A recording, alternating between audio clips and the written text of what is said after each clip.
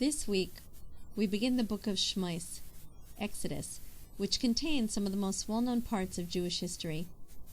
Now, it's a bit too early to start planning your Pesach Seder, but let's talk about a pretty amazing pasuk, a phrase from when we were slaves in Mitzrayim, in Egypt.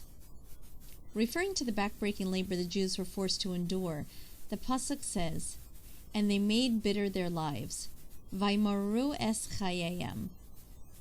The question is, why do the words vaymaru es chayayim have a cantillation sign, or the musical note or trope, called kadma va'azla?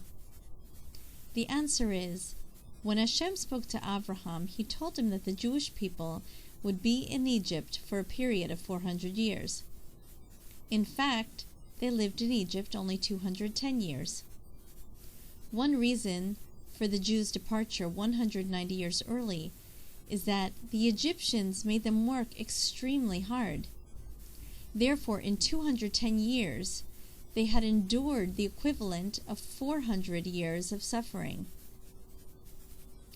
The trope of kadma va'azla expresses this thought. The word kadma means to rise early, and the word azla means to leave.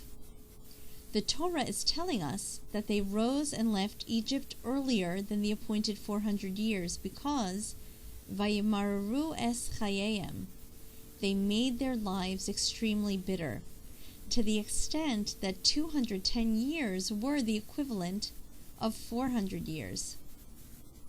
It's fascinating to note that the gematria, the numerical value of the words kadma va'azla, is 190, the number of years deducted from the original 400.